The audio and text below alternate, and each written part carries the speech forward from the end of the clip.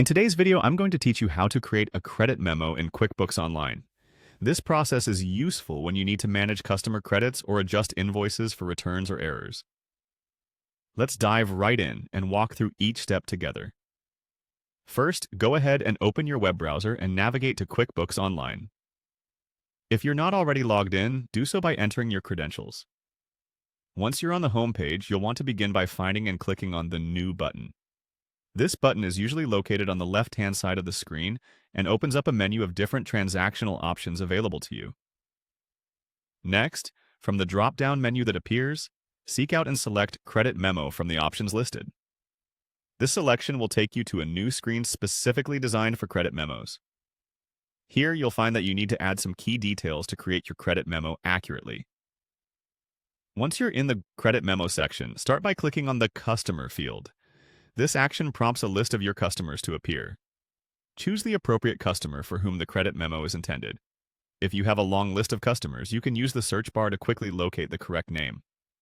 After selecting the customer, the next field to focus on is the Email field. It's crucial to ensure that the customer's email address is correct so that the memo can be sent to them directly from QuickBooks. With those details filled in, move on to the Products and Services section. You need to specify the product or service related to the credit memo. Click the drop-down menu and, if it's not already there, type Bad Debt into the search field, which you'll add as a service item. This step helps categorize the credit to align with accounting practices, and a quick click on Add New Bad Debt will integrate it into your list of services or items for future use. Now, let's add more detail by focusing on the description box. Enter a brief yet comprehensive narrative that explains the reason for the credit memo. This might be a returned product or a service that was not completed as agreed.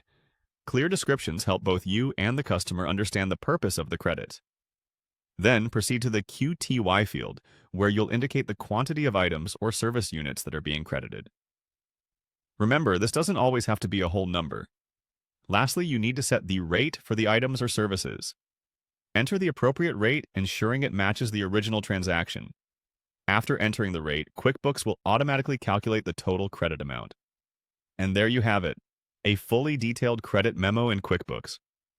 By following these steps, you can efficiently manage credits for your customers, ensuring all your financial records are up to date. Thank you for watching this tutorial, and be sure to check out other videos for more tips on QuickBooks Online.